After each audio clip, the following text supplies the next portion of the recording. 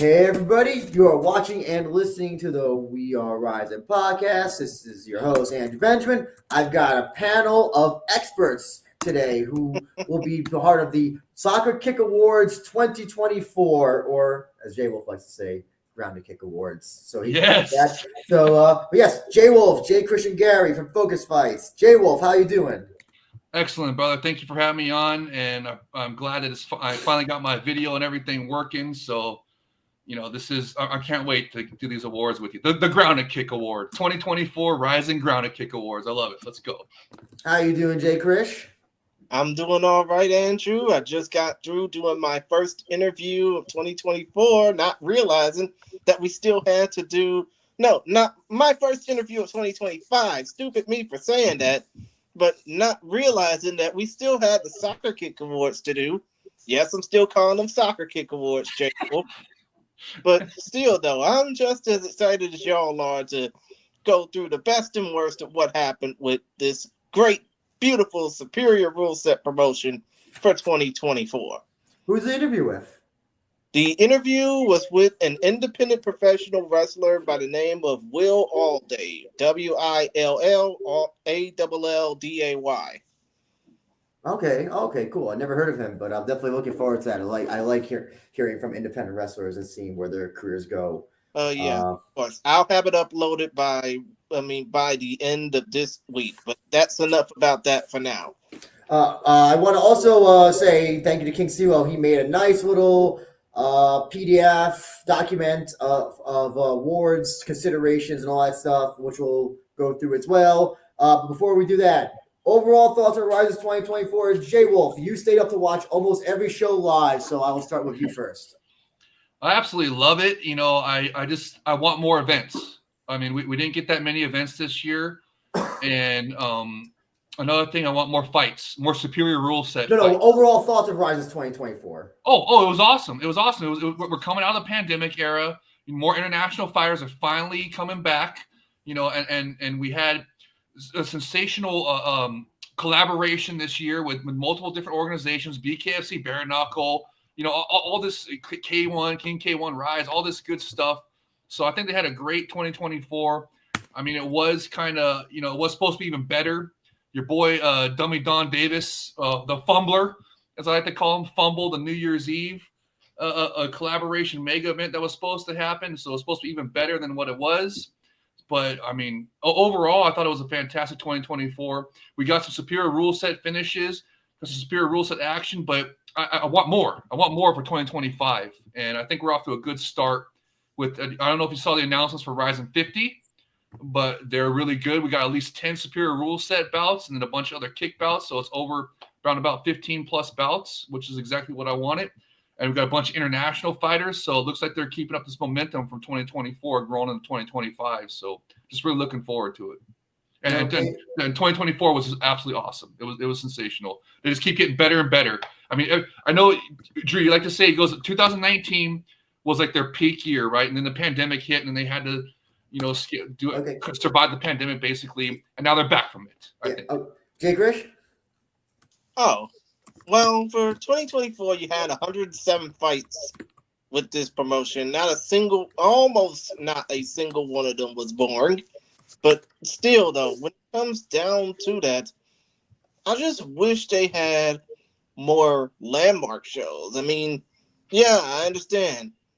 When it came down to the show, you still had that. When it came down to the promotion, you still had that structure of 3 landmark shows, 4 big shows, and obviously Super RIZIN and New Year's Eve being the tentpole shows. But I just wish they had a little bit more variety, I mean, yeah, Super RIZIN 3 was amazing. You had the bare knuckle fight. You had pretty much a boxing influence with that show, and probably with RIZIN 49 until Ryan Garcia acted a plumb fool and got everything involved. But still, though, I just want to see more variety out of RIZIN in 2025 that we had in 2024, but only in small spurts. Hey, Jay Krish, how about this? I got an idea I was thinking about earlier for just this exact thing you're talking about. You want more variety, more series events like the Landmark series. What if, since we're, well, I guess I keep complaining about kick and, bare knuckle and stuff taking up slots on the card. What if we do like a RIZIN striking series? Like a RIZIN kick series or a RIZIN boxing series. You know what I mean? Where they have nothing but the kick, bare knuckle, and boxing exhibitions on that card. And then we have our RIZIN number events, which is nothing but superior rule set events. And then the Landmark events, which is superior rule set in the cage. So, Yep. I mean, what do you think of that?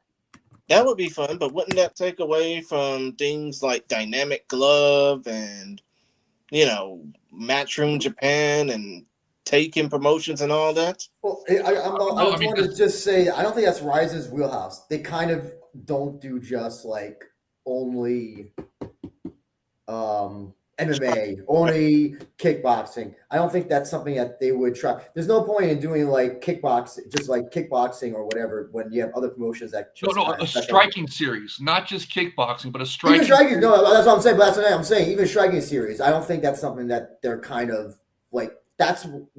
Other promotions can do that, and then RIZIN can get people from that promotion or whatever. I mean, because we got like 3 or 4 different like striking. We got the boxing exhibitions, obviously, the bare knuckle, the open finger glove, the kickboxing. I'll just the Muay Thai sometimes. I don't think also those you have enough fighters that can sell enough of tickets to be featured on those shows for the most part. Except for like maybe 1 or 2, but you want those are the biggest.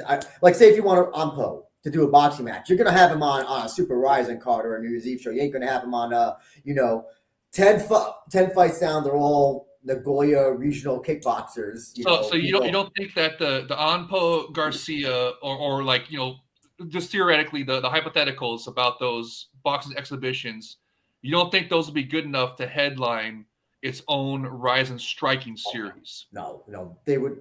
You say if you have Ryan Garcia, you're saving him for your big show, right? You're not putting him on a striking series show that who knows, maybe it's in Nagoya or Tokushima. Okay, all right. Hey, I'm just trying to get more superior rule set bouts here on my cards here. That's what I want. You know me. I want the maximum. I know. I'll just say this quickly about RIZIN 2024. It was a good year for them financially. I think only one show did not draw well. I think it was one of the Landmark shows, but New Year's Eve drew the same amount as last year, which is good. Hopefully their ticket prices stop increasing because I'm afraid that's gonna come to bite them in the ass at some point. We'll see. But I think you guys are right. Especially with the streaming service. You kind of are forced to have shows at least every month, maybe twice a month at most, or at least once 1 month has 2 shows a month, maybe something like that. Yes. So perfect. It's already 2025. No shows in January, February. We're having a show in late March, so we're missing out. So how many shows was there total in 2024? Was there 8? Yeah, 8. There's only 8. 7 fights in total. You can't run a subscription service with only 8 events. Okay, a $20 subscription service. Oh yeah, 8 events. That's it. You're right. That's not enough. You got to have, like Drew was saying, you got to bump that up to at least once a month or 2 a month. Then we're talking about it's a must-have subscription service. Mm-hmm. But hopefully they'll at least have something else that they can add on this subscription service. I don't know. Listen, I still have memories of the RIZIN Fight Pass where we thought, Pancreas, Deep, we're all going to be on this thing, and it was like, that's like the best deal ever. And then turned out miscommunication. King K1 still needs a distribution. Actually, I don't even know if I want to call them King K1 anymore. I think Glory is coming for that crown this year. If K1 does not get their stuff together for the streaming and get on like RIZIN.TV or something, Glory is going to take that crown this year from them. That heavyweight massive mega Grand Prix that they're doing this year is going to be really fun. And then, did you see the Sakakibara-san's comments from the presser that just happened on RIZIN 50? The flyweight Grand Prix is coming 2025 summertime is what he said. Well, let's wait and see. Let's wait and see. Plans can change. Plans can change. Plans can change. You never know what can happen. Before we get into the actual awards, just want to also ask. Sorry, of you, Jay Wolf. What do you think of the overall fighters that they scouted this year? People like Shaduliev. I won't consider Dopbeck, but kind of I guess you could, if there's nobody else you could consider him. We had the Koshin tournament as well, which we're now the guy's going to be facing a fucking veteran. So throwing to the wolves like RIZIN does. What do you think about RIZIN's scouting efforts? At least trying to find a diverse amount of talent. Oh, I love it. They brought in a bunch of international guys. You're talking about Shadulayev is probably the top one. And, he's got, title aspirations written all over him. I'm very happy to hear. Remember when GFL did their draft, they were signing up the entire world. And I was very happy to see Shadulayev say, oh, no, this is not I didn't sign with you. I have a multiple fight contract with RIZIN. My goal is to get the RIZIN belt. So I really loved seeing that. So that Shot is definitely my number one for this year. And then you got guys like the RIZIN Prince, Akimoto, that had a breakout year this year, debuted at Super RIZIN 3, right? And just had to put on a sensational performance. And guys like that. So you're not counting Doubtback because he debuted in 2023, right? Yeah. Well, also he had the fight with Mikru like years ago. So I don't know, but that was also like a different Doubtback, a shittier Doubtback. So, okay. But yeah, no, that's a good choice. Akimoto. We have Playboy. We have a bunch of Ren's guys, a bunch of the JTT guys. And you're breaking down guys. Yeah, that's another one we got to mention about the collaboration. Yes. Yeah. I'm sorry. Oh my God, Chris. I'm gonna just call you Chris because that'll be so much easier. Because if I say Jay, I'm gonna say Jay Wolf. Just my brain's gonna say Jay Wolf. Chris, how about RIZIN's talent this year? Overall, good choices that they scouted and were able to get on their cards. Good choice domestically as far as Japanese talent goes, but as far as some of the international choices, I think they could have did without hiring guys like Cody Jarabek taking an L against Taka Kenshin, because let's face it, failed paralegals are not really good fighters. Hey, don't besmirch the paralegal profession. The noble paralegal profession. Luckily, I don't think we'll see him again, though. So that was lucky one, and I think that was one of those single fight contracts that Claire Lopez was talking about being on. I mean, come to think of it, the same went for Justin Martinez as well, and that one bare knuckle. We'll probably never see him fight again in RIZIN at least. But as far as not in bare knuckle, you don't think? I don't think he will be. I mean, yeah, he's still fighting in bare knuckle and still taking ass. But you don't think they put him on another bare knuckle RIZIN fight then? No, I don't. Okay. But as far as the domestic talent goes, it far outweighs the foreign talent that they got. He got some gems like a Doubtbeck, like a Shadulayev, like Luis Gustavo. Hell, even in some cases like Spike Carlisle or Sergio Pettis or even Juan Archuleta. I mean, who can forget about him anyways? But still, though, when it comes down to some of these big-time domestic talent in Japan, they're really helping to bring noise to RIZIN. I mean, if they didn't, why else would you think that they would be booking Ren Hiramoto versus Mikuru Asakura for the Tokyo Dome in the spring? Yeah, so I think overall positive thoughts about 2024, but let's make it official. We have to go through what's the good and what was bad about RIZIN 24. And of course, as always, we start with the shit, because it's better to work your way up from the shit to the gold. So anyway, we'll start off with the worst fight of the year for RIZIN. Unfortunately, no drum roll this year. They're on strike. So Jay Wolf, I will just go mosey on to you to what was your worst fight in RIZIN in 2024? This one, it's hard to pick, but I want to say. Wait, hard to pick because there were so many, or hard to pick because? No, hard to pick because there was two really good ones that could qualify for this, I think. And they got King Sela has them right there listed at the top. Because remember, Bay Noah, he had to have a punishment fight, right? Afterwards. His was so bad that Sakaki Barasan, the CEO of RIZIN, gave him a punishment fight for his next fight that he was supposed to lose, that he somehow won in impressive fashion. So, I mean, that could be pretty good. And then of course your guys' favorite, Ota versus Ushiku, your favorite champion ever, Ushiku. So I mean that one was so eventful. I don't know how. I'm sure that's why King CeeLo put that at number 1. But I like King CeeLo's list right there. So it's either between Ota, Ushiku, or Bay Noah and Inoue. I think I'm going to go Bay Noah because they gave him a punishment fight afterwards. It was so bad. And we had such high expectations for that one. And just I couldn't believe that. Nobody could believe that he, basically shit the bed in that one. So, but it was great to see him come back and win the punishment fight. Yeah, but here's the thing, Jay. When it comes down to Bay Noah, can't you believe that he won 2 damn fights this year? I mean, punishment or not, dude's on to something. But yeah, I love it. I can't wait to see some more of it. I just could not believe that he survived, not only survived, but won in impressive fashion his punishment fight against Johnny Case, UFC veterans. That was pretty impressive for Bay Noah. So I'm gonna pick that. I'm gonna pick that one for mine because I love the turnaround comeback for Bay Noah. Chris, sorry, go ahead.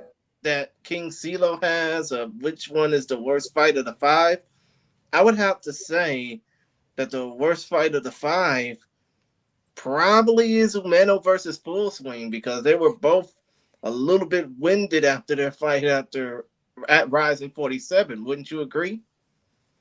I thought it was ironically a funny fight because Full Swing was taking him down. It was, I think there had to be at least, I think it was like 1 or 2 nut shots, I think, in that fight. It was a bad fight, but it was a bad fight, but I enjoyed it because of how badly it was, because that's what happens when you put an MMA fighter in a kickboxing match. Oh yeah, that was pretty bad. That was very.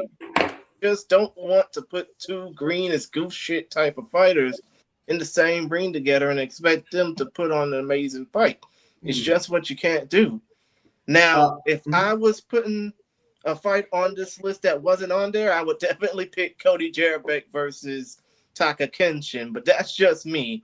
I just don't think that a 1-3 fighter should be given a gimme fight, so to speak. And that's why it was a gimme fight for him, for Taka Kenshin to win.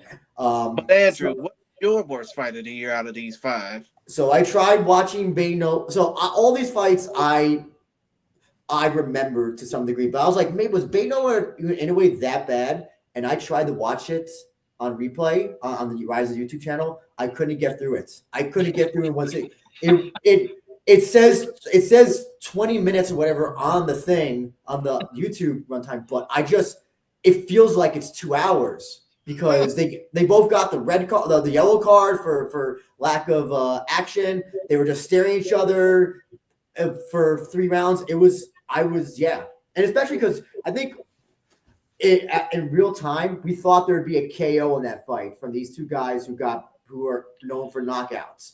Yeah. The other ones that like the one Jerabek Taka Kenshin is a heavyweight fight. It's bad, but it's bad because it's heavyweight. But the rest of these, I expected Ota and Ushiku to be shitty, so there was no expectation.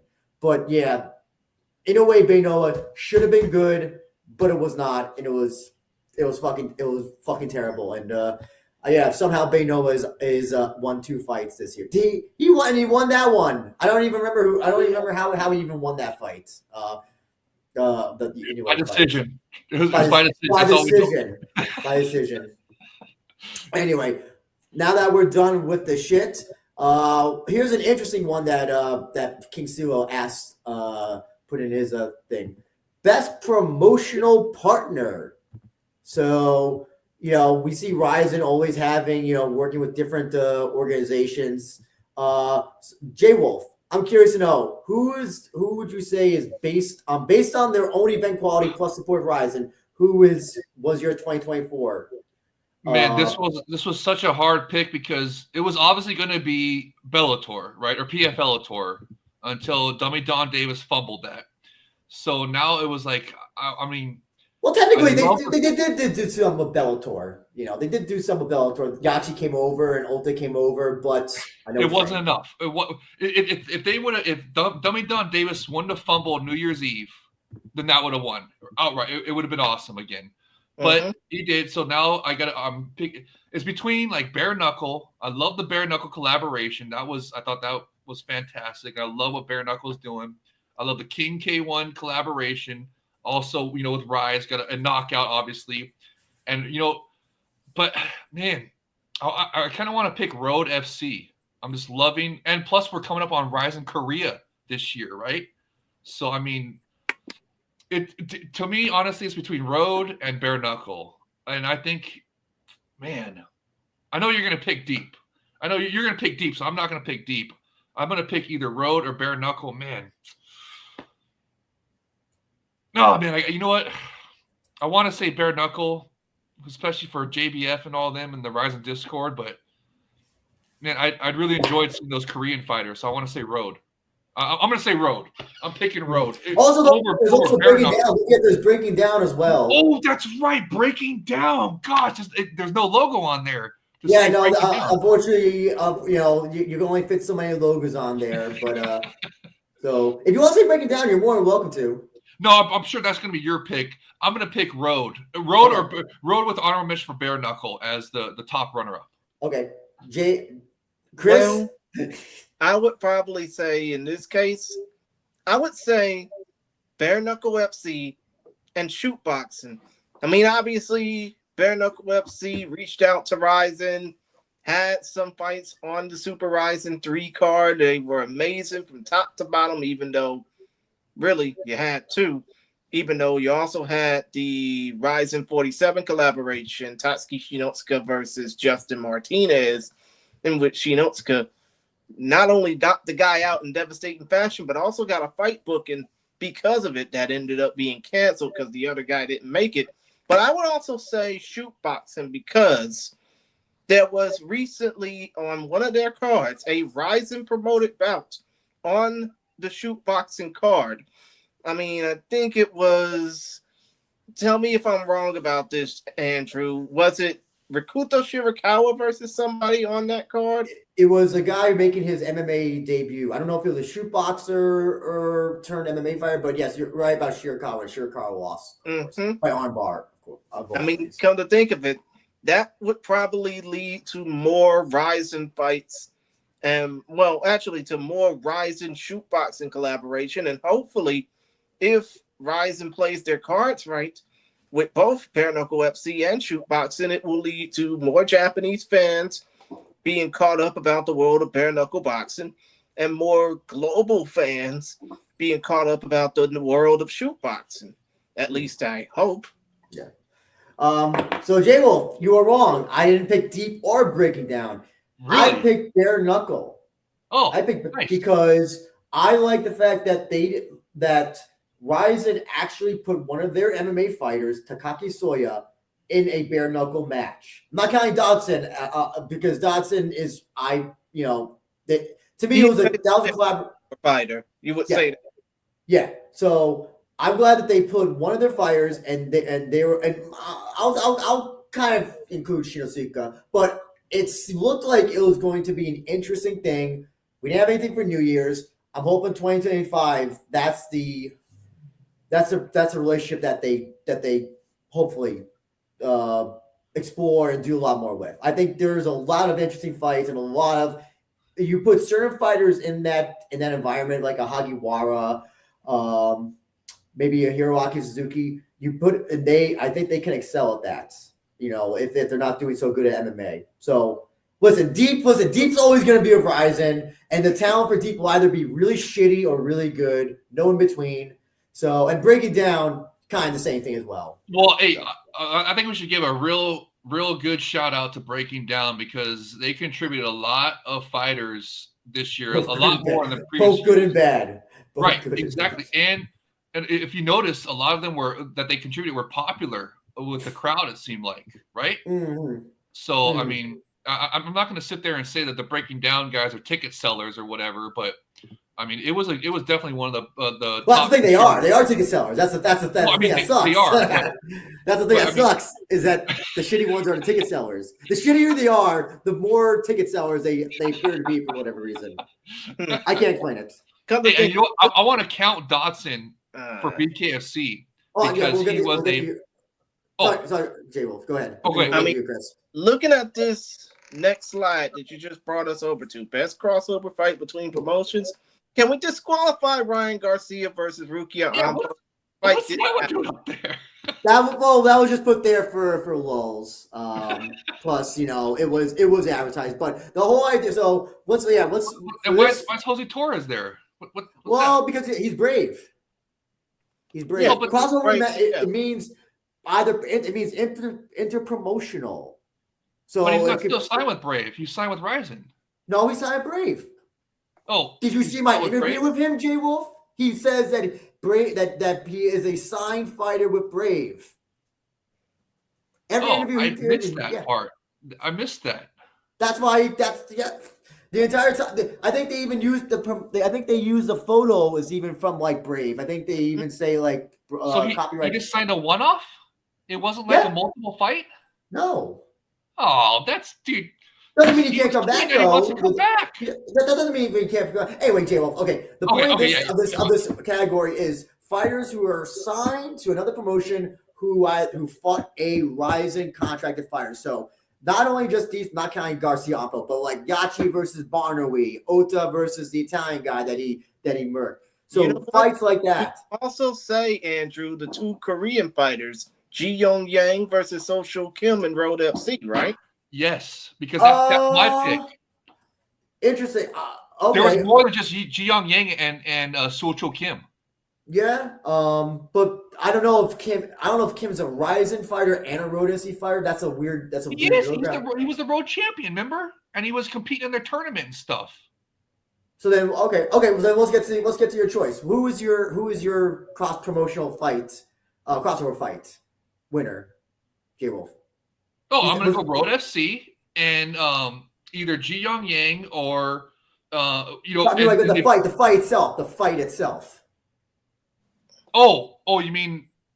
I mean, any fight with the Road FC guy from Korea was really fun this year, and they're going to be doing a massive RIZIN Korea show, which is probably going to be all RIZIN versus Road FC fighters, right? Okay. So I mean, to pick just one, oh gosh. I would also count Sudario versus Anpo if you're so inclined.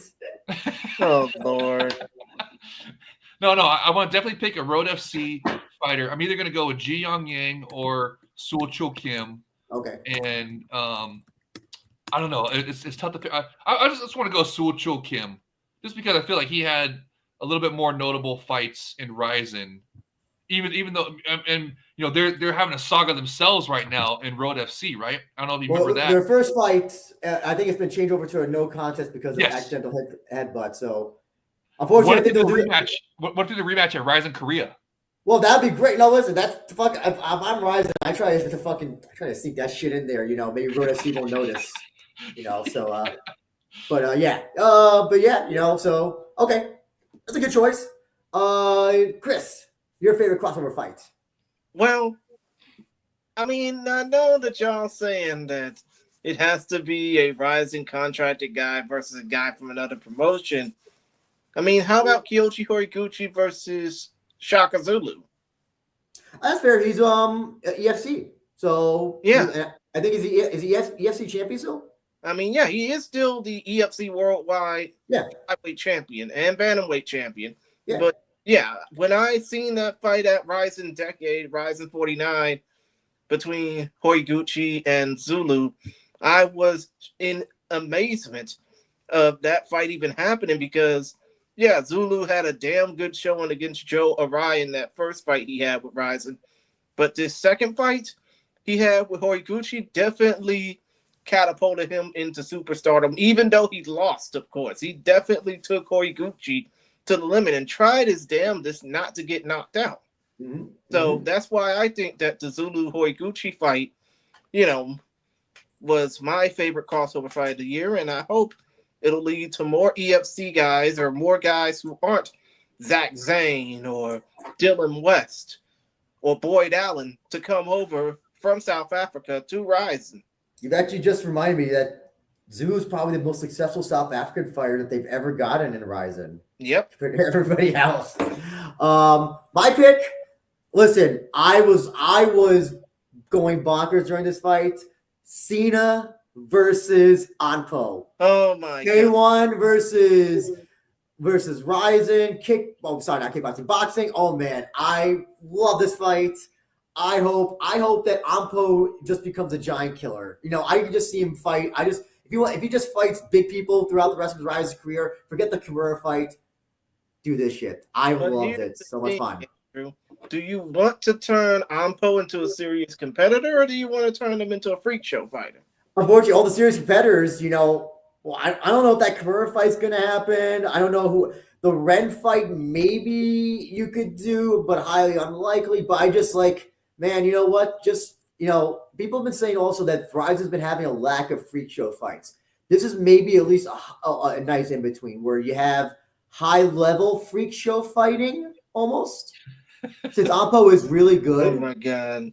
There's high freak show fighting, and then there's turning Rukia Ampo into the next Gabby Garcia. You don't want that to happen, do you? It was fun though, Jay Rich. That was Drew is right. If that's considered a collaboration bout with K1. Oh, Cena's with K1. That is absolutely a collaboration bout. You're thinking the other guy, Satari, who's no longer with K1 now. He's now No. I know it was Cena. I'm saying Anpo is a kickboxer as well, right? Kickboxer crossover. But he's no longer with K1 anymore. That's the thing. I'm just saying that as crossover fight, not this was a K1 versus actually I want to even say a former K1 fighter. So that also made it interesting as well. The fact that when it came down to that particular fight, there was like a 30-pound weight difference, so 30 or 40-pound weight difference between the two. That's part of what made it fun. Yeah, and also not to mention the referee who took that that massive punch, the iron chin ref, to the head. The ref, the iron chin. That was awesome.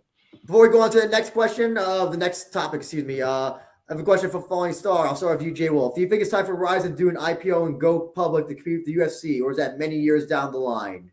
I'm sure investors want to get Japan of the successful business.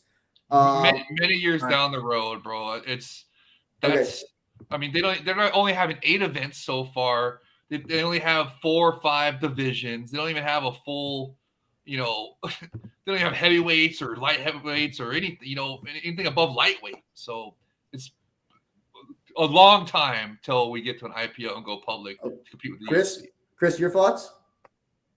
I mean, it's going to be years down the line anyways, because RIZIN wants to prepare for the future. They don't want to basically, aside from the fights, of course, they don't want to prepare for the here and now. They want to prepare for the future.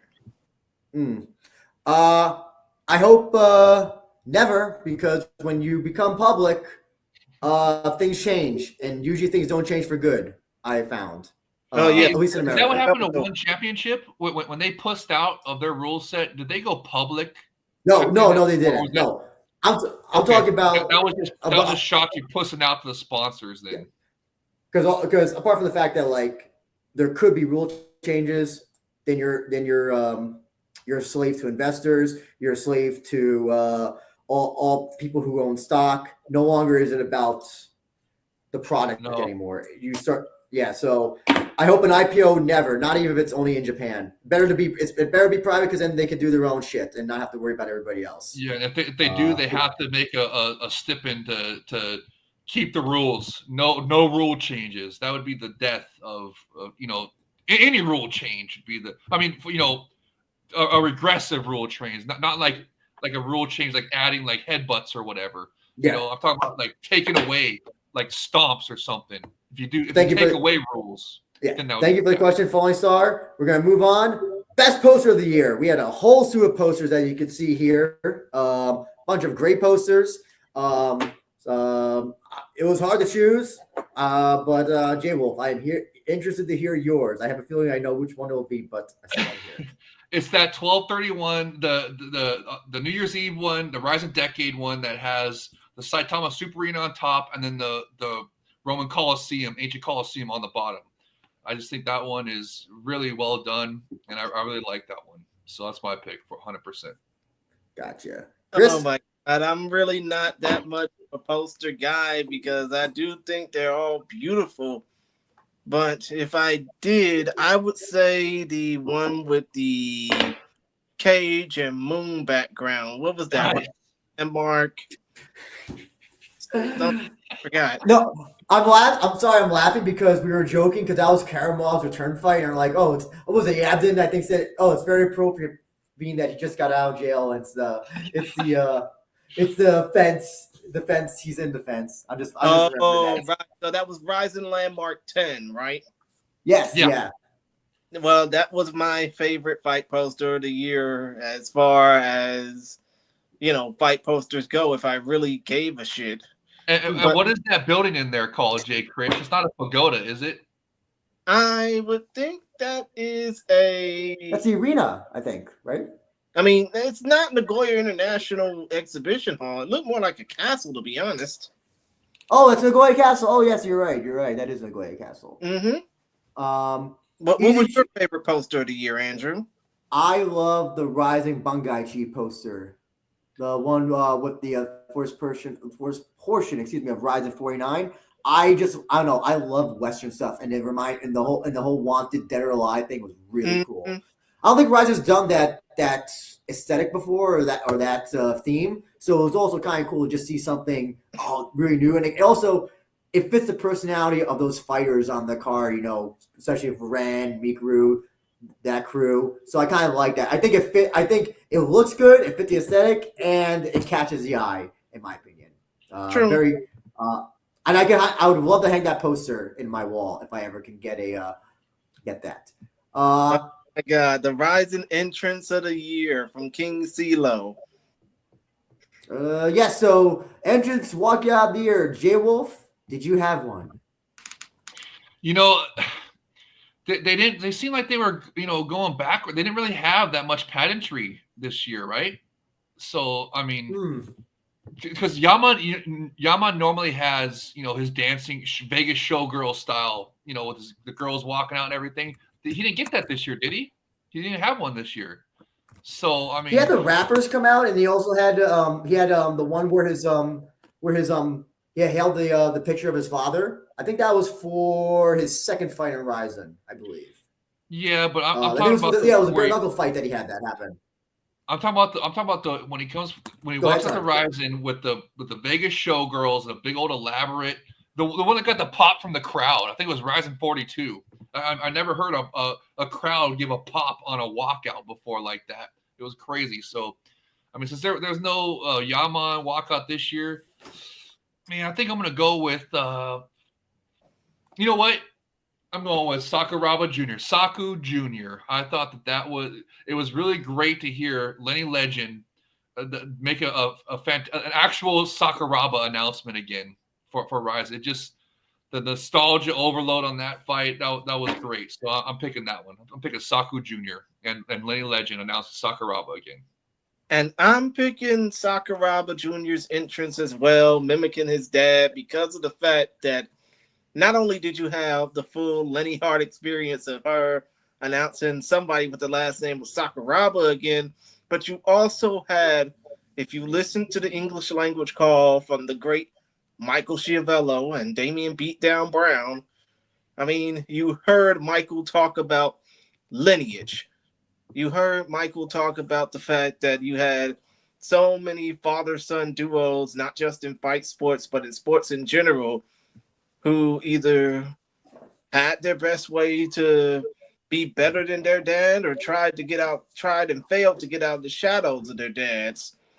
And, seeing Taisei Sakuraba do what Kazushi could not or never really could do, and that's knock somebody out, only exemplified that, because when it comes down to Taisei, I mean, he definitely got what am I trying to say? He definitely has the tools lined up to be a perfect MMA fighter if done correctly, And I think that entrance and the talk about lineage from Michael Schiavello during said entrance really sealed that.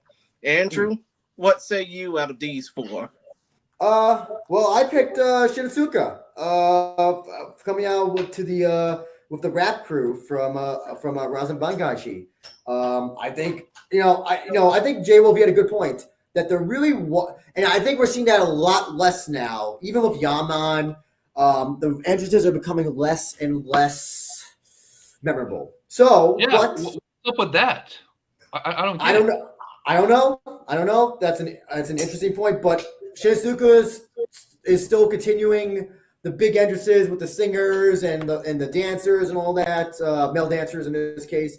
So to me, his entrance from 49 is like the classic Pride RIZIN entrance that I think a lot of fighters are not electing to do anymore, or they're just not doing, or they're not allowing anymore. I don't know. But there's definitely this category.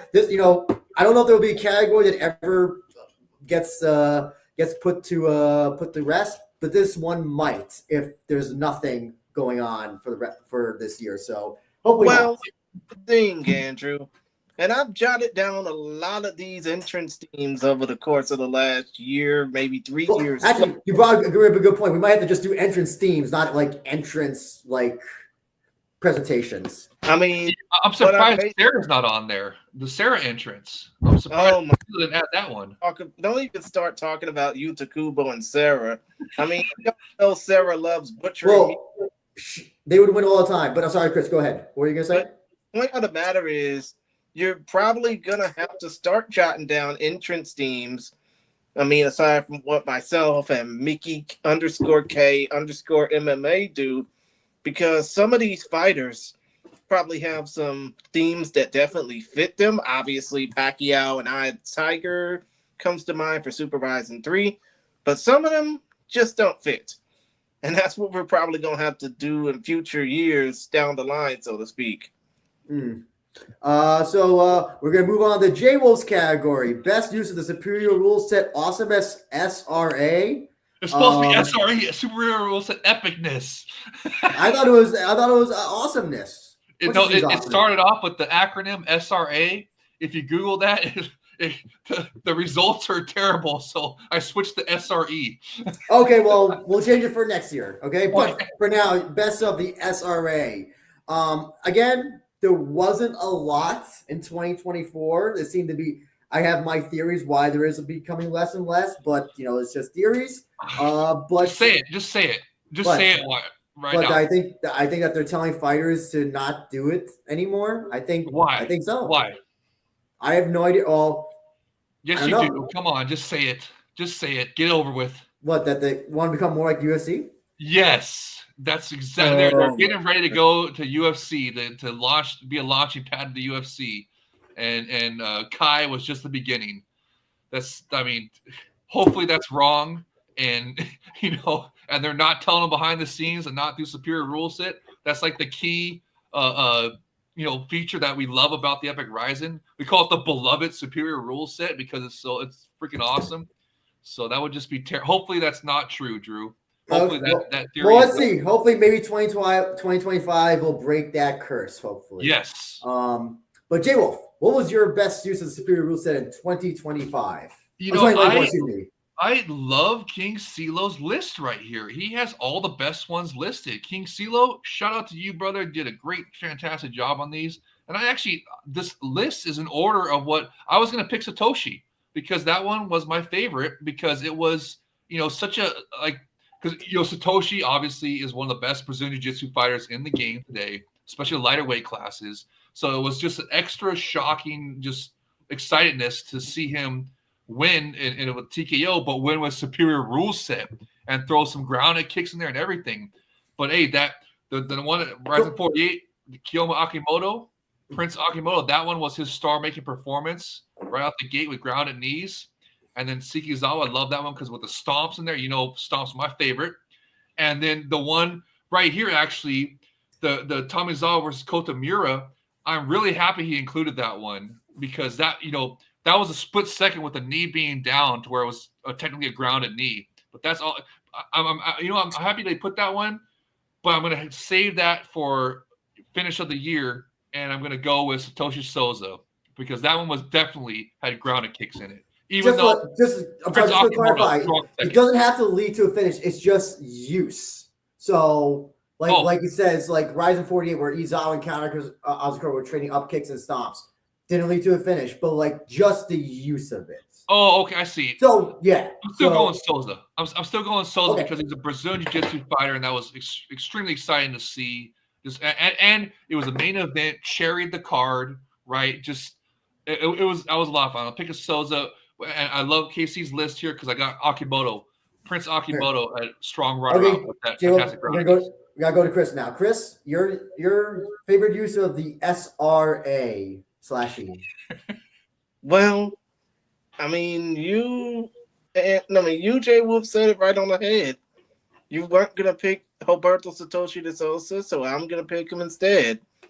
I mean, I think I was gonna pick him. That was who I wanted from the beginning, but that's okay. Pick him too. No, but the point of the matter is, when it came down to Roberto Satoshi de Souza sequence of, a win over Keitaro, I think that, that's probably what we need to see more of. I mean, I know you always like to say they gotta follow the assignment. They gotta do some superior rule set epicness. But still, though, it also should count more when they use the superior rule set in a finishing sequence rather than just using it in a fight just to look cool, or because in a way of what you're both trying to imply is that they may be fading this out because of the fact that they want to be more like what Dream was and go to the unified rule set. That would be a mistake. Well, they better not. But still, though, I think that Roberto Satoshi de Souza did the best example of that superior rule set because unlike the other three, which all came from RIZIN 48 or RIZIN 49, just from what I'm looking at, I mean, those three fights that are listed below the Satoshi versus Keitaro fight didn't end in finishes, did they? Yes, Prince Akimoto's did. Oh. And Tomizawa sent Miura into like a coma. His was so strong. It was like a Hellboy Hansen one, right?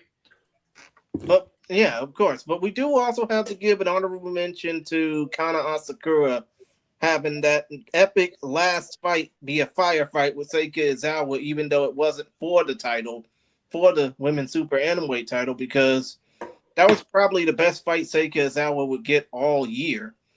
And now she's gone, a year plus without defending that title? Mm-hmm. Pretty much, yeah. I'll just say, I initially had picked something else. I picked Hiroaki Suzuki over Ashida, which he did get a soccer kick and a stomp in. But look at this list. That Tomizawa Miura technically does fall under a superior rule set awesomeness epicness, since he was on the ground and he kneed him in the head with a takedown and led to the finish.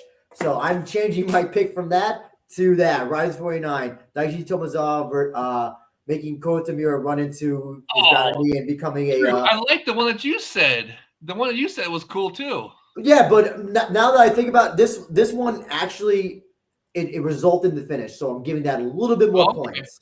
Okay. And if you think about it, like the guy was also a kickboxer making his MMA debut, and that's how he finishes a fight. So credit to him. I think that's a credit to him as an MMA fighter. Well, now an MMA fighter, for the way that he finished Miura, who should have won, but he's too busy being a model in Thailand. Here's an interesting category that I'm interested to hear everybody. Best upset of the year. This is okay. This was an interesting year because there was some upsets and like fights that I didn't think, we thought like, oh, they're going to go this way, but then they go this way. J-Wolf, I'm interested to hear who you thought had the upset of the year. I like King Silo's list. I don't agree with Saku Jr. being on there. But I guess it was at the time, the lopsided odds. So that just technically is an upset.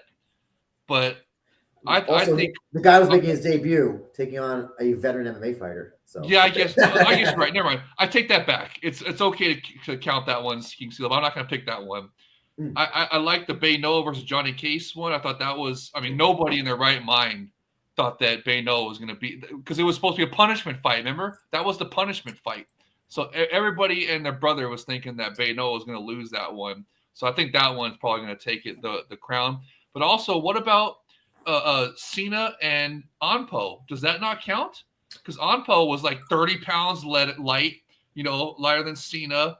I mean, people were saying that Cena was going to come in there and just knock his block off and stuff, right? So can that count as well? Yeah, or no, it's whatever you want. It's whatever you want to count it. If you want to go by odds, if you want to go by size differential, if you want to go by experience differential, that's all on you. So it's how you define your upset of the year.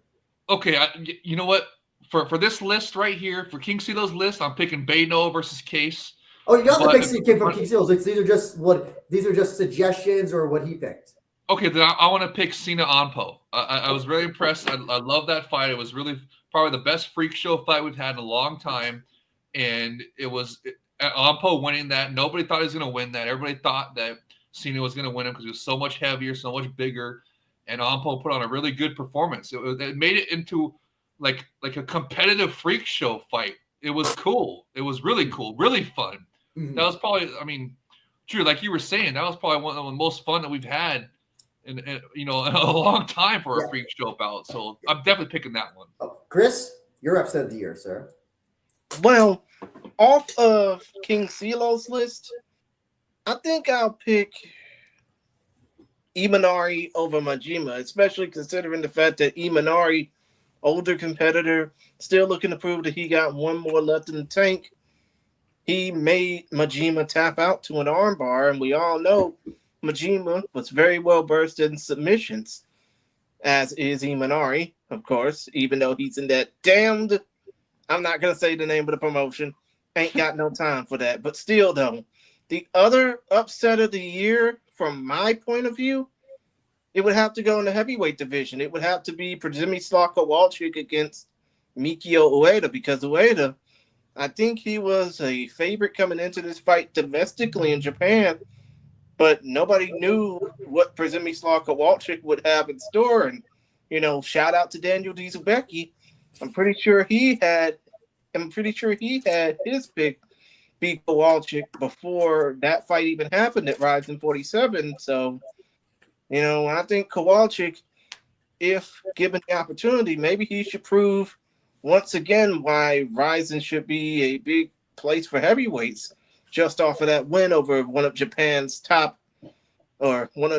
very few heavyweight stars. Andrew, what say you? So I picked Sakuraba over Yachi, based on experience, based on the fact that, and I know that Enrique in our Discord said that Sakuraba was training at one of the K1 gyms, which I still did not know. I didn't know that, and I don't know how much he trained at the gym, but I didn't hear that until he mentioned that. Everything in that fight should have pointed to Yachi winning, and he gets knocked out by Sakuraba. So, yeah, that is an upset, and I think the odds also, if you want to go by odds, there was also like the odds were so lopsided between the two. I don't remember the exact odds, but it was pretty darn. You can make some good money if you bet it on Sakuraba. But so that to me is a classic upset of a guy making his pro debut. Now listen, if Onigiri-kun beats Maeda, that might be even a bigger upset in 2025 than this one in 2024. But we'll have to wait and see. What the Imanari Majima one was one of the feel good moments of the year, right? It was a feel good moment. Tokoro? What about Tokuro's old man feel good moment of the year? Oh, that's a good yes. Good I think point. Good I point. definitely. Sorry, Chris. Go ahead. Good point, man. Yeah. So that's also another great upset of the year. But I'm going by just pure experience, pure expectations, and how it happens. The Tokoro won everything. Knockout. Tokoro's not a knockout artist. He was expected to lose, but he has the experience. So he had more experience. So that's why I'm kind of not. I didn't make my list. But Sakuraba, Yachi 0-0 going against how many fights Yachi has had, and yeah, Yachi should have won that, but he didn't. And we got a new star, Saku Jr., new superstar in the making. We'll see. Let's see who they put RIZIN, who they put him up against next. Now, this is an interesting category that I'm really interested to hear who you think will be who's the RIZIN debutant of the year. So, J Wolf, how to pronounce debutante? What's sorry? You don't know how to pronounce debutante? I said debutante. Wow. Drew, he's giving you shit about the way you pronounce debutante. That's fine. It's debutante. Okay, debutante. So, debutant of the year. J Wolf, who's your debutante of the year? Look at Jay Chris. Or breakout star, however you want to call it. No, not breakout star. Sorry. No, that's 2025. I love all three of these ones that are listed up here, and you can go wrong with any one of them that you pick. Shadulayev, I mean, obviously, that's my pick. I think is Shadulayev because he is just next level. Like I said, I'm so happy that after the whole GFL draft thing, that he said that he put out a post saying no, he signed with RIZIN, multiple fights, and he wants to get the RIZIN title, and didn't say nothing about UFC, none of that shit. So I'm going with Shadulayev, and his performances were sensational as well. I mean, they weren't throwing him to scrubs or anything. I mean, he's sitting there submitting guys like Archuleta and all these, big time fighters. And I'm sure he's going to be in the title fight, either in his next bout or the one after that. So I'm going to go with Shadulayev. I mean, Prince Akimoto, very impressive, super impressive debut, and then he seemed like he kind of forgot the assignment, or I think they bumped up a weight class, right? So maybe that's what it was. And then Sakuraba only had one fight, super impressive, superstar making performance, but I'm going with Shadulayev, man. It's just super hot. The best, probably the best signing in RIZIN's modern era right here. We're going to call post-pandemic. Chris? As far as looking at that goes, I would pick Shadulayev too because he's been pretty much dominant throughout the course of the year in RIZIN. But as far as who's not on the list, though, I mean, look at the two fighters who they just signed to the three fighters that they just signed to the flyweight. List them out. Jose Torres, Shaka Zulu, and TJ Laramie. Yes. Laramie. Well, yeah, TJ Laramie, the wild man. But still, though, those three particular fighters, especially Zulu, who just got off of a firefight with Oiguchi, are definitely trying to help build the RIZIN flyweight division because, let's face it, that flyweight division needs some girth if they ever want to do a Grand Prix. Well, they're doing it this summer. Sakakibara said. But still, though, you got Jose Torres, who's a world-accomplished competitor, both in the amateur and professional ranks. Obviously, Andrew, you interviewed him. You got Kazimulo Zulu, who's probably one of the greatest fighters to ever come out of EFC worldwide in South Africa. And you got the wild man, TJ Laramie, who's been through a whole lot of shit in his life. He and his brother TJ. And obviously, now he's pretty much proven that he's gotten, the opportunity to be a star if done right, if fighting right. I mean, obviously, he wouldn't be booked for this next RIZIN card, RIZIN 50 in March, if he wasn't booked right. So, I think those three flyweights probably might do a lot of damage leading into a potential flyweight Grand Prix in the summer. But as far as overall debutant of the year goes, I would pick Shadulayev. I think we're all three in agreement, Shadulayev. And here's the thing. I'll see if you guys agree. Is he the best guy that RIZIN has scouted since Jiri? I think the best guy that they scouted since Tawfiq. I would put him above Tawfiq. I put Shadulayev above Tawfiq. Tawfiq has lost. He lost against Shabili? And I know he lost against someone else in Bellator, right? G-Wolf? The Shabili one. That was that back to the stomach, and then I don't think he fought anyone else. Remember? He was dealing with the same trouble that Kuramov was dealing with. Oh, right? I'm sorry. I'm getting confused. He will also get Satoshi as well. He will also get Satoshi. The thing with Shadowlive is was that way back in the day.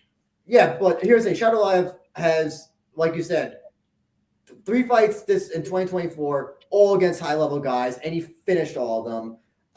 Undefeated still, has still not seen the third round. I think he's the best guy that they have signed outside Japan that is outside Japan since Jiri in terms of just how good they are, how good of a fighter they are. And so hopefully he gets a shot in 2025, and hopefully he doesn't just vacate it right after and go to UFC. Who knows? We have a question from Falling Star. He wants to know, we'll start with you, Jay Wolf. Do you feel JTT still has potential as a gym, even though they had a weak year in 2024 overall?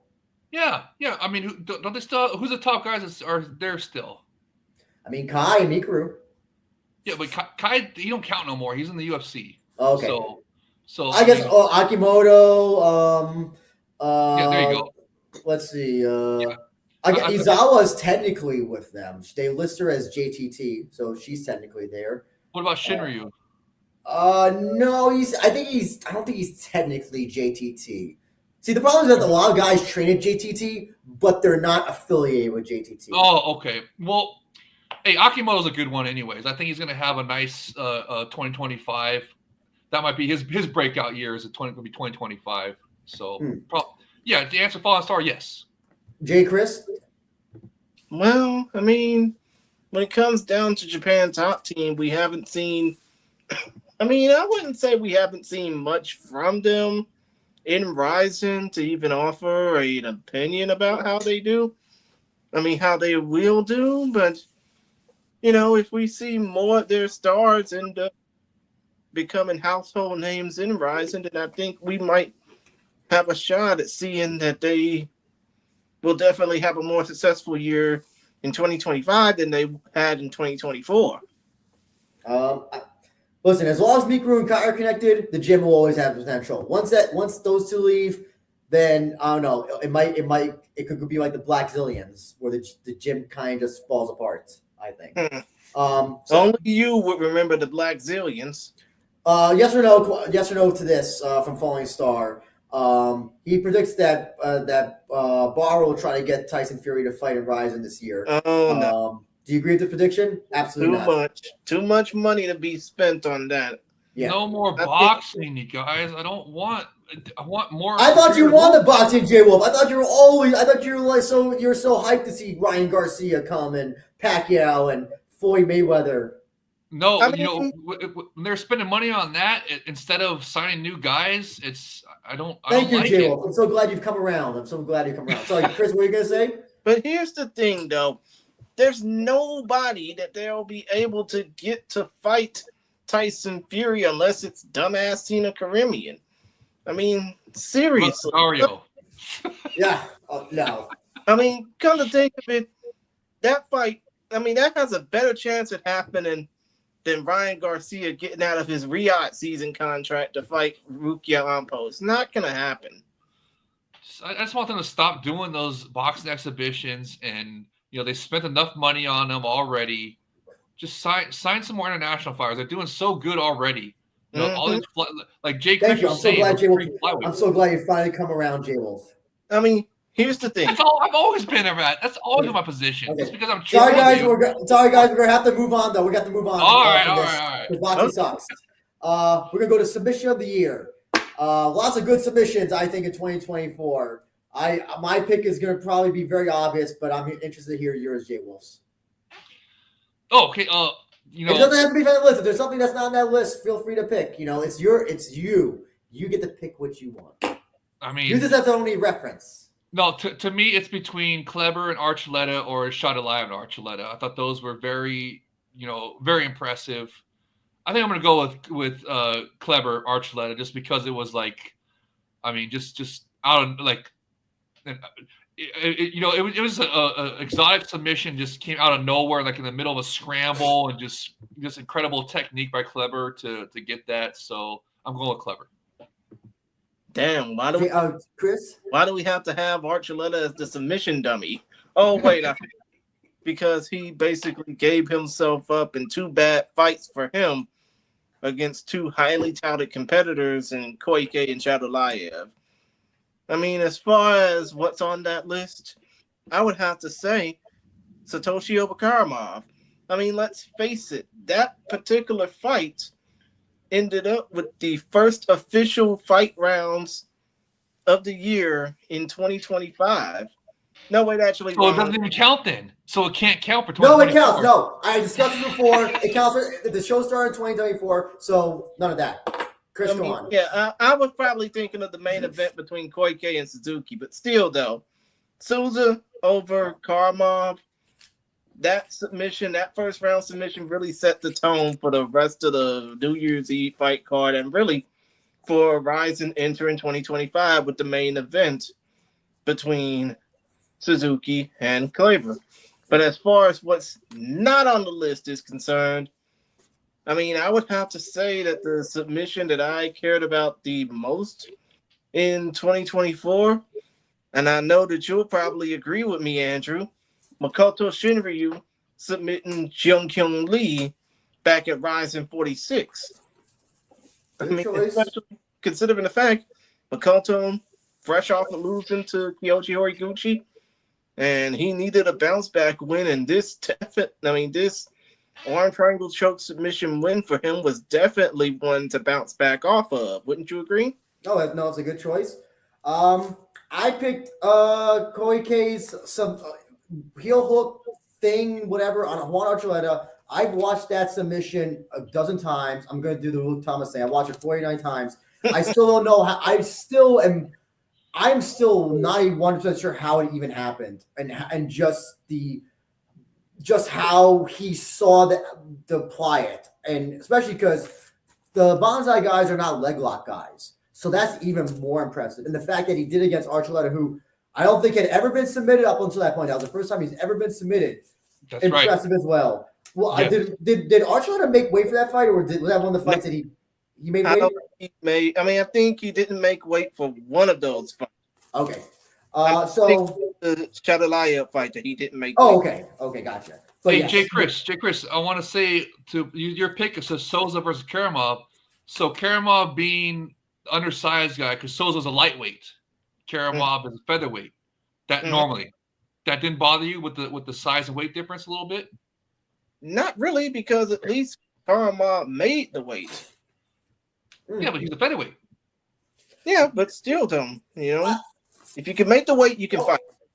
I guess I see what you're saying, Jay Wolf. But like I guess the way that the submission was still nonetheless impressive. What he did against, I don't think Karamov had ever been even submitted up until that point as well. Another guy who's never been submitted. So I gave Karamov a little bit of leeway because he's normally a featherweight moving up in weight class against arguably the best submission fighter in the lighter weight divisions. You know what I mean? So I'm kind of giving him a pass on that one. But okay. I just wanted to see what Jay Chris had to say about that. All good. TKO, KO, knockout of the year. This includes also kickboxing and BKFC. So we're not just relegated to MMA.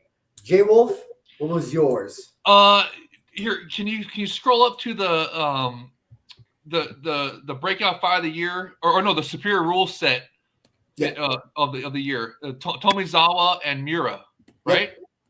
Yes. Right there? Yes. Tomizawa, that's his name. I want to pick him for KO of the year because Tomizawa, it was a reminiscent of the Hellboy Hansen and oh gosh. What was the guy that Hellboy Hansen knocked out with that? Real famous one from Dream, I think it was. Do you guys remember? I'm blanking on it right now. I want to say Gono, but there was also a famous fight, Shinsuke Nakamura and a Russian guy. He did the exact same thing, and he does that in all of his pro wrestling matches. Now. Was it against Alexei Ignashov? That was an Ignashov. Yes, he knocked out Ignashov that way, and he does that same exact move in all of his MMA fights. But yes, sorry, Jay Wolf, go ahead. Okay. Well, that's the one I'm picking. I'm picking Tomizawa, and it was technically a superior rule set grounded knee. So it was just, I mean. Oh, okay. Sorry. Kobe Day says it was the Imanari. He did that Imanari. too. Okay, it wasn't. Okay, excellent. Thank you. Yes, Hellboy Imanari, reminiscent of Hellboy Imanari, and that was. It was just. I mean, Miura was like in a coma afterwards for like. You remember his post-fight interview? He's like, I don't even remember what happened, dude. How did I even get here? Yeah. So it was just probably the most brutal knockout we've seen all year, and just the fact that it was technically a superior rule set ground knee knockout. It just that's the cherry on top for me. So that's my KO of the year. Chris. Okay, you can scroll back to the. Yep. Okay, there we go.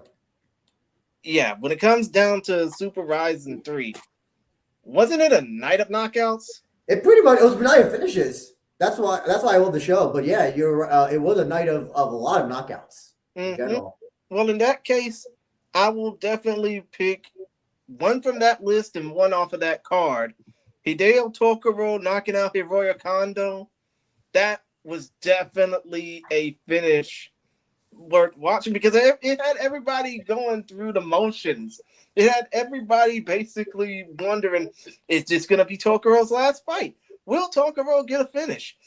I mean, we had no doubt that he was going to beat Hiroya Kondo because Hiroya was just underwhelmed, you know? I mean, he basically got himself set up for that ass whooping just for doubting Tokoro. Now, as far as the knockout that wasn't on that card, that was on that card, but is not on that list. I know you said bare knuckle also counts, so I'll take Tai Emery versus Charissa Sagala as well. the nose job. Yes, she broke her nose. She broke it her nose. But it also shown that Tai Emery wasn't just a pretty face with a account. It basically showed that Tai Emery, even though both of these ladies did not have fights for a considerable amount of time before this, both of these ladies were serious, but Tai Emery was more of a badass with it. Good choices. So I'm picking a choice that's not on this list that I think a lot of people have forgotten about. I picked Buaka's KO over Minoru Kimura. Yes. Yeah, good one. Especially because that was kick though. That's fine. That still counts. Okay. It was a clean KO. And it was. And you said Jay Krish gets the pick of bare knuckle. Well, no, as long as they're a knockout, it worked. As long as they're a knockout, you can pick it. So you could pick bare knuckle, boxing, kickboxing, mixed rules, whatever. But I thought this was the most. You could have picked Mayweather tension. Yeah, you could have picked that. But actually, no, they threw in the towel. So technically that was not. Never mind. I was trying to troll you a little bit. Okay. But yes, this was a clean KO. I'm surprised that nobody talks about it anymore because I remember when that fight happened, there was so much hype behind it. It was because Kick, and then after that, Buakaw went and entered into the King K1 Grand Prix, right?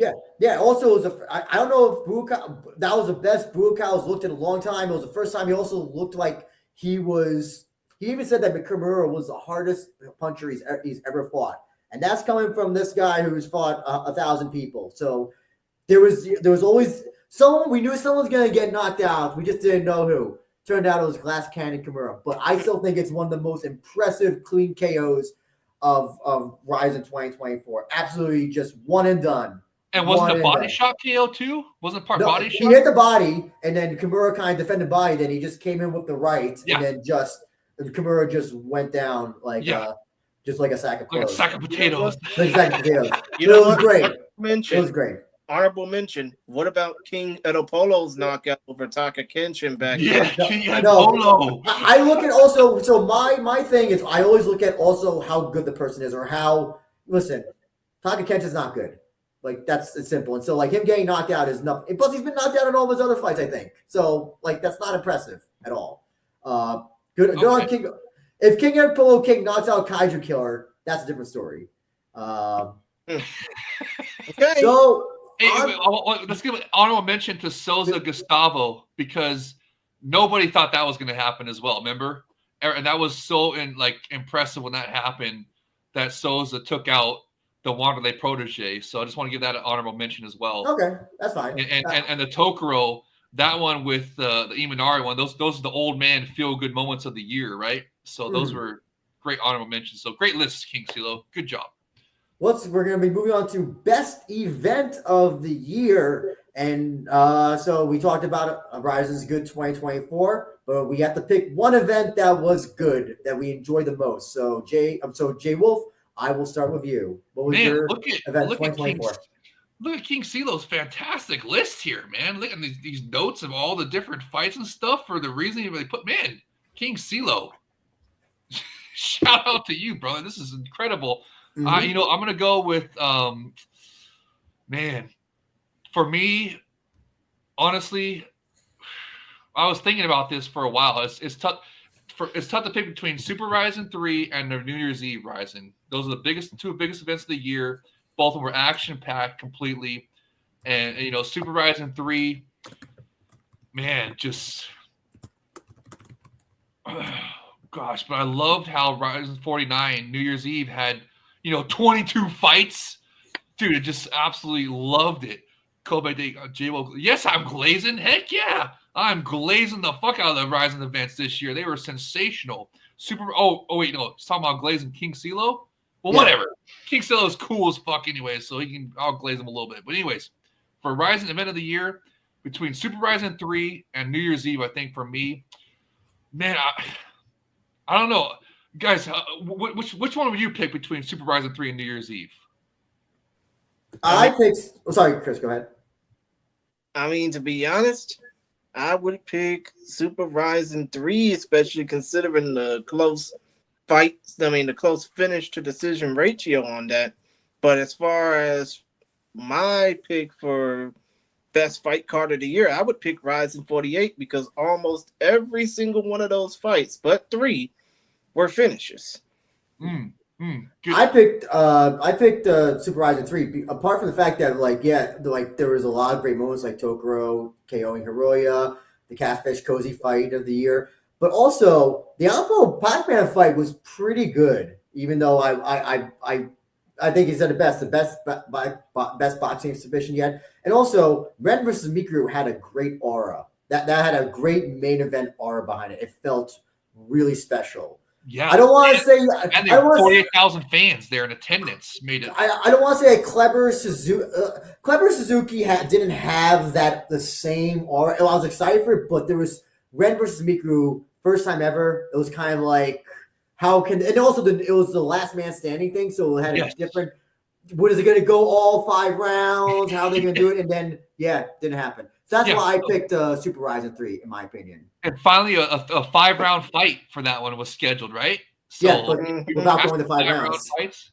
So, okay, so you're picking Super RIZIN 3. So, good. Then since you picked Super RIZIN 3, I'm going to pick RIZIN New Year's Eve. That was the first big show that they had English commentary back. So good point. So it kind of felt good hearing live in-person commentary. So I think that also had a real bias as well, just because we had to deal with the shit commentary for so long.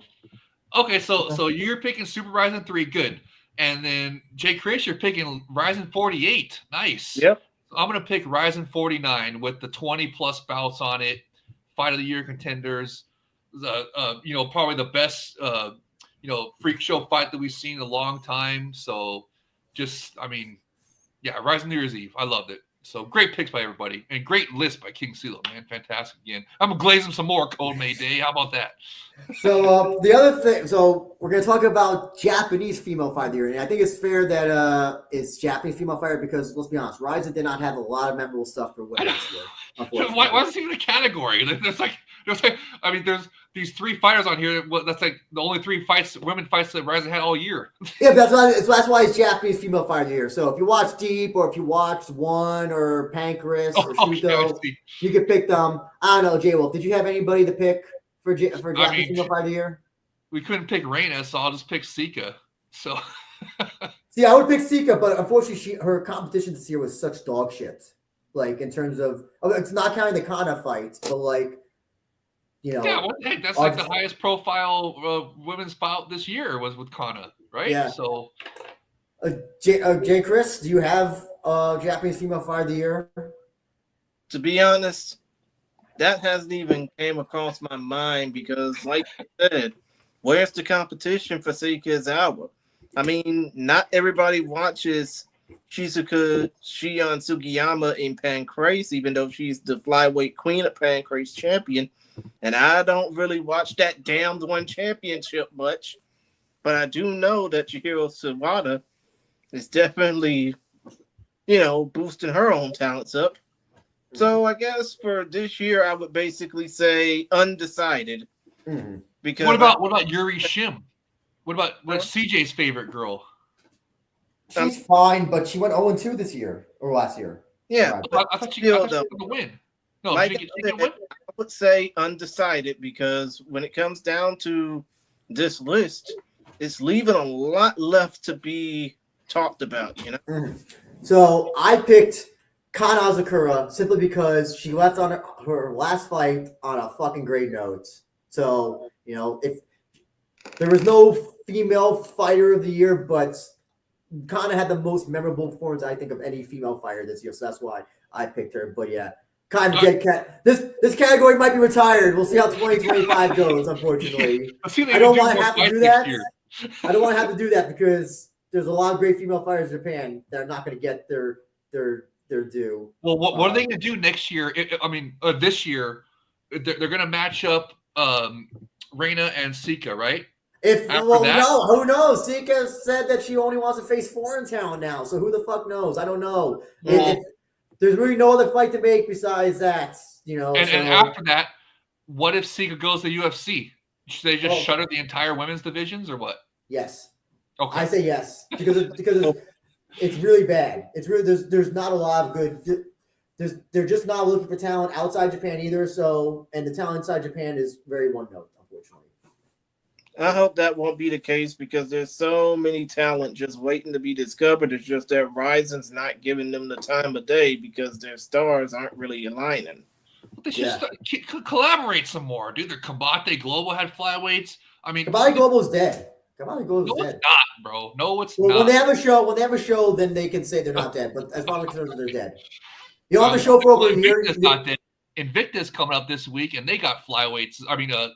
Atom weights as well. So I don't know why I was saying flyweights, but they got atom weights. The thing is, not a lot of people watch Invicta, even though it's shown on CBS Sports Network. So what? They got the fighters. They can collaborate, man. Let's get some competition. We can talk about female fighters another day. This is a much easier category. RIZIN Male Fighter of the Year. A lot of good choices. J-Wolf, I'm interested to hear who's your RIZIN Male identifying Fighter of the Year. Satoshi De Souza. This year was his. Ever since the first, wasn't he on the first card of the year, first or second card of the year when he did that sensational ground and kick TKO? So, just from then on, you could tell it was going to be his year, and he just delivered the goods this year, all year. So I'm picking Satoshi De Souza. Absolutely. Mm-hmm. For me, it would be Clever Koike coming back off of losing his title on the scales to Chihiro Suzuki and coming back at RIZIN 49 with, by the way, the first official fight rounds of 2025 anywhere in the world and beating Chihiro Suzuki via unanimous decision. Good choice. See, I was going to pick Shadolayev, but then you know what? I really thought about it, and I was like, Souza really has become like the must-watch MMA fighter in RIZIN just because of how good he's gotten. So, especially the competition he's gone up against. Yeah. I know Vugar, a little bit of an exception, but still nonetheless, he's gone through everybody else. So I understand why they put Vugar against him. And the Killer Gustavo TKO, super impressive. I wound up picking Satoshi Souza, but Kleber, Shaduyev, if you want to pick those guys, heck, if you even want to pick Yaman, because he still looked impressive against Stopbeck, despite losing, he would have been a good choice. Yeah, or Horiguchi as well, if you want to pick him. He's a good choice as well. But to me, Souza was the one who took the cake in 2024. Yeah, this is his year. That was his year, 2024 for sure. 100%. Now the PSS Resistance Fight of the year. Hey Wolf, what was This one your is Rising easy. fight there? It's Super Rising 3 Catfish versus Cozy, and like our good friend Aisha from the City Life Project podcast tells, if you didn't have that one as a candidate for Fight of the Year on your list of Fight of the Year lists, then you don't know shit about combat sports. I loved how Aisha was telling that to people all year. I mean, he's so right. Catfish versus Cozy, 2 kickboxing crossovers, doing MMA, just putting on an absolute show, slugfest, bloody brawl, just man, absolutely fantastic. Just love that one. That's my pick, 100%. You know, looking down this list, Fight of the Year, Fights of the Year, I would definitely say, again, when it comes down to the Fight of the Year, you can't go wrong with what just ended out 2024 or began 2025 in Japan. That would be Kleber versus Chihiro in my case. But looking down this list, everybody got their props, especially Izawa versus Asakura, who you just gawked over, Andrew. So yeah, I picked Catfish versus Cozy. I watch this again. I watched it a bunch of times. It is such a goddamn good fight, and like you said, 2 kickboxers in MMA, and they just. I think I said it before. I would love to see them in bare knuckle. I want to see these 2 grapple. I want to see them put together like in all the disciplines. So you just want a damn movie trilogy off of that feud, huh? Oh, you could go farther with a trilogy. Yeah, just even make up shit. Just make up. I don't know. Moat fighting. Do a moat fight. Do a Ganryujima between these 2. I don't know, but like, do you put these 2 collaboration? These 2 always put on a good fight against each other. I like how King Stila has Gustavo and Hori as number 1 too. Unfortunately, that was kind of forgotten because it was the beginning of the year. But it was a close fight. I don't want to say it was close, but it was definitely like a hard fought fight. Definitely one of Gustavo's toughest fights, and one of Poirier's also. He came close to winning, but unfortunately, yeah, Gustavo bested him. And King Stila rates that even above the Catfish Cozy, so that shows you how good that is. And then I love how he included Ueda and Kim in there from Fortnite. That was a fantastic heavyweight brawl, I thought, too. And just – I believe Kim was another one of those fighters from Road FC I was telling you about. Yep. So, yep. I mean – Fonster wants to know am I going to ringside for RIZIN Japan? Nope, I am not. I am not doing that this year. But that'd be a lot of fun if I did. How come you didn't go last year? You were like there in the didn't work out. Just didn't work out. It didn't work out timing wise, unfortunately. Oh, okay. So we're gonna come up with our RIZIN resolutions. 3 things we want to see RIZIN do or do not do in 2025. J Wolf, what are your 3, sir? Do you have the? Oh, sorry. I skipped the category. Breakout Fighter of the Year of 2025. Sorry, I forgot to skip. I skipped that. Oh, J Wolf, your thoughts on who's the breakout fighter? Who do you think will be the breakout fighter in 2025? You know, are we allowed to pick Shad Aliyev or any of those guys from 2024 again, or no? Yeah, you can. Okay, well, it's not somebody who's new to RIZIN, but who you think can break out and be like listen, Jerry became a main eventer for RIZIN, so yeah. Oh, okay. So this is so it's who's going to become like a star in 2025, or is it who's going to have like the best 2025 or what get the title or whatever 2025? However you define breakout, I'll leave it up to you. However you define it. Man, it's tough to pick one then because I'll say this: Shad Aliyev could go. He's probably going to get the title, right? So he could have a real nice breakout year this year, right? Also. The young guns, rising young guns like Prince Akimoto, Shinryu could be on a comeback trail this year, right? Who knows what's going to happen with the Flyweight Grand Prix, right? And then also you got guys like. Sorry, well, for time's sake, I'm just going to ask you to pick anybody who you think will be the breakout fighter in 2025. Okay, I'm going to go with Saku Jr. Okay. Saku Jr. is going to be the breakout superstar in 2025. They're going to dig up a Gracie for him, and they're going to put that on the Super RIZIN this summer, and they're built to that towards the end of the year for New Year's Eve. Okay. Chris? As far as domestic names go, I would have to say Sakuraba Jr., Taisei Sakuraba. Oh, and fuck Shibatar, by the way.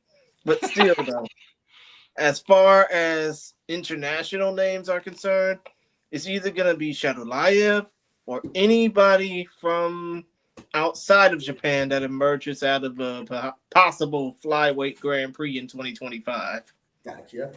So I think Koki Playboy Akata will be the Really? breakout star. Yes. Wow. I think- I didn't see that one coming. I think his association with Ren will obviously help. He hates JTT, so you know they're going to put him against JTT guys. Well, they're putting up him against Full Swing for the next show because obviously that'll be a strikers as well as you say, J Wolf. But I think this guy has a lot of personality. I think he has the type of personality that fans can latch on to. Shadow IF will obviously be champion. That's going to happen. No ifs, ands, or buts.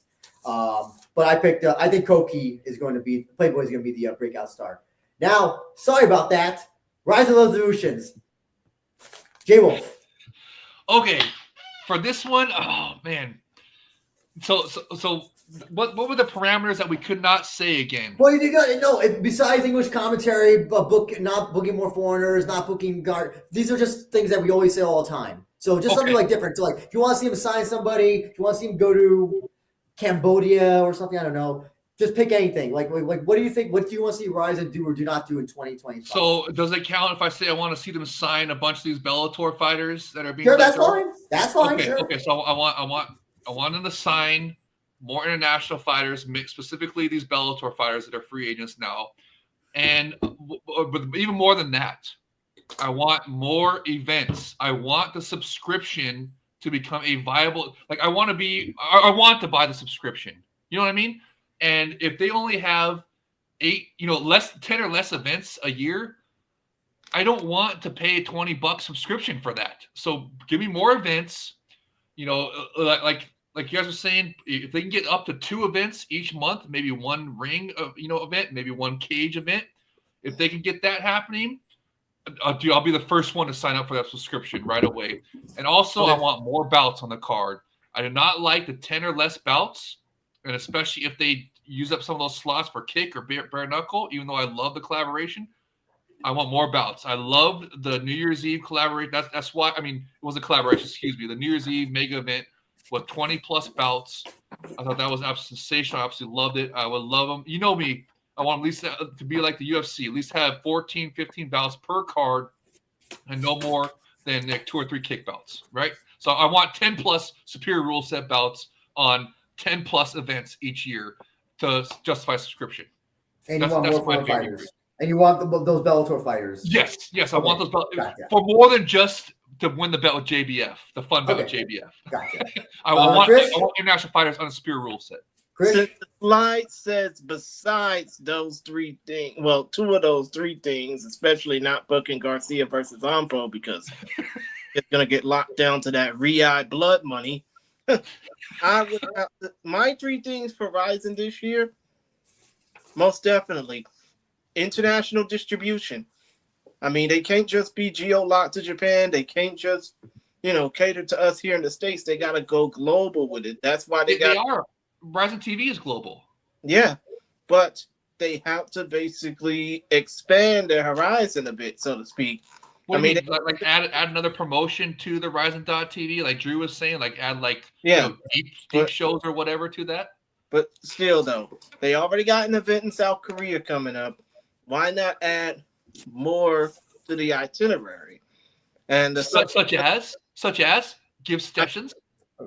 Basically, what I mean is, have partner promotions. Put the partner promotions on the Japanese platform, the RIZIN Fight Pass platform.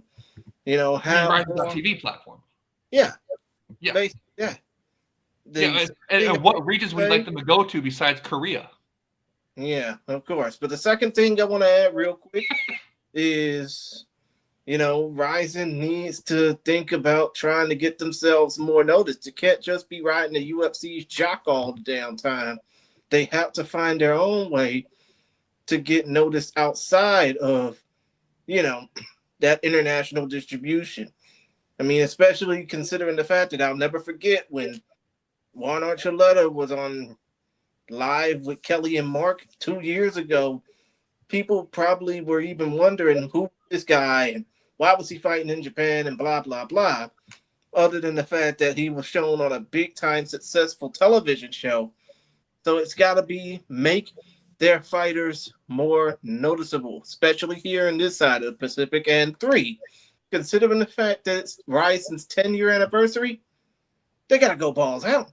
They got to be epic. They got to do everything they can to make this 10-year anniversary mean something other than just basically do the usual. You know what I mean? And I mean, I'm not talking about doing the Tokyo Dome show or Super RIZIN or obviously New Year's Eve. I gotta make that show epic. If it means get foreign fighters, if it means getting, big time talent in and out of the promotion, well, not unless they're signed to a UFC contract, but still though, you know what I mean. Make this year, this 10th anniversary year for RIZIN, epic. Andrew, since you're basically the one running on time, what say you?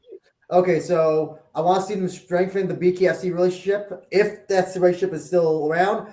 I don't know if it is, but with BKFC becoming number 2 promotion in the United States, it is probably the best relationship that RIZIN could. And Drew, do you want them to have? Do you mean you just want more BKFC fights, or do you want the BKFC fighters to do superior rules? Yeah, boom. No. I like to see BKFC fighters, that fight in MMA, maybe fighting RIZIN, still do the Shinosuke BKFC fight. I would still like to see that. Put their guys, do like a Dodson Soya thing where, they have an MMA fighter and put him in BKFC rules. I think there's a lot that can be done for that. And again, like I said, fighters like Hagiwara and Hiroaki Suzuki, maybe even Chihiro can actually, they can find some sort of success in that discipline. And number 2, come to think of it, what it should. Okay. All right, Chris, we gotta wrap up. I'm sorry, Chris, we gotta wrap up. Unfortunately, this will be very quick. Aside from don't book Garcia versus Ampo, keep Conor McGregor the fuck away from RIZIN. That goes without saying. Number 2, don't publicly lobby, help, or push for fighters to go to UFC. I'm tired of it. It's embarrassing, and it makes your promotion look low tier when you do that. And number 3, I want to see the Kyoshin tournament become a yearly thing. And televise it and put on RIZIN TV. Yes, that's also good as well. Put it on and have it for different weight classes. Come on, get some of those fat kids. Get some of those fat 18, those fat 60-year-olds to fight each other. And also you can find atom weights there maybe as well. Some of those walking contradictions who are from Japan but are of another nationality. Well, no, I think they only went to Japanese high schools for this. So unfortunately, I think it's only just for Japanese high school students. So at this point. So we gotta go, guys, but I want to give you an opportunity to plug your stuff. J Wolf, sir. Oh yeah, just you can follow me on Twitter. This is my correct @ right there right now. It's misspelled on purpose. It's JAYYOLF1, and I do plan on fixing the spelling eventually. But that was how it was originally spelled way back in the day when I first started commenting on Yahoo, when there was like a million other J Wolves. So that's what it is, and it's easy to search this way. So follow me on Twitter. If you're a real person, I follow back. Also on the RIZIN Discord, the RIZIN FF Fans Discord, a lot of fun in there. We watch the fights together, and we talk about more than just RIZIN. We talk about everything combat sports. Have a good time trolling each other. Have a good time, trash talking and busting each other's balls and stuff like that. It's just a lot of fun. And as long as you're not an asshole or racist, you can do whatever you want in there. It's great. I'll tell you, this is the easy way you can remember. Just don't be like Bryce Mitchell, and you'll be fine. Exactly. So and then also right here on the We Are RIZIN podcast, big shout out. Love the work you do, Drew. Fantastic. Love the show. And also on the City Life Project podcast with Aisha. I love doing the preview shows with him. He always has the betting odds for everybody, and it's absolutely and his edits are just fantastic. Just shout out to Aisha and the City Life Project podcast.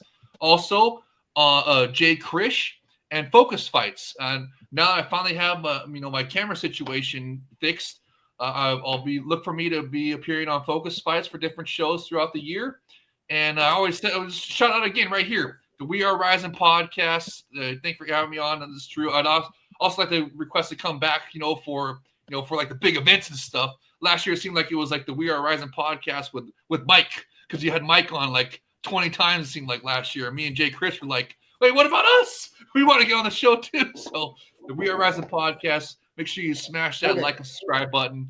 And just thanks for having me on, brother. Well, speaking of Hey, focus, Chris? I would like to say when it comes down to my interview, you can check out the link that you see on that little Chyron right there. Right there. Damn it.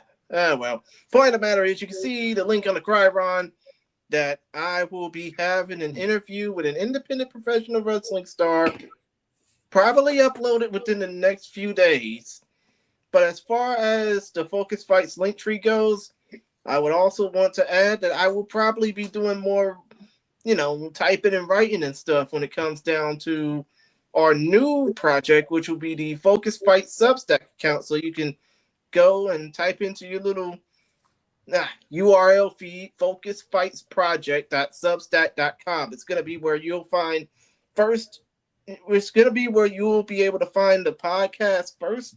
If you're not subscribed to us on any of the platforms that the Focus Fights audio podcast is on, but it's also going to most likely be where you'll see more writing projects, not just from me, but hopefully with the help of Jay Wolf, maybe King CeeLo and others, I can hopefully get a lot of people onto this. But still, though, just wanted to basically say, Andrew, thank you for the opportunity to give us the time to be on here. Your thing. Don't forget your thing also. Follow me on Twitter at JChristGary. Follow me on Instagram at ChristianGary1992. Follow me on The Fans at ChrisGary92. And, subscribe to my other my 3 YouTube channels. If you want to basically find those, they're in the YouTube links of just about every Focus Fights video I've uploaded recently. And Focus Fights. Not fights, Focus Fights on YouTube. So go ahead and subscribe to that if you haven't already. Great. And follow the podcast, We Are Rising Pod, on the Twitter/X. No blue sky for you yet, probably ever. And yes, like Jay Wolf said, subscribe and all that stuff. And yes. Speaking of this podcast, when are you going to start doing more audio episodes? I have no idea. Hope. Maybe soon, maybe not. Who knows? But we gotta go. 2025, RIZIN.TV. Watch all their old shows and watch all the new shit that's coming out. March 30th will be their next new show from Tokushima. And we'll hopefully see all of you in 2025. Take care, everybody.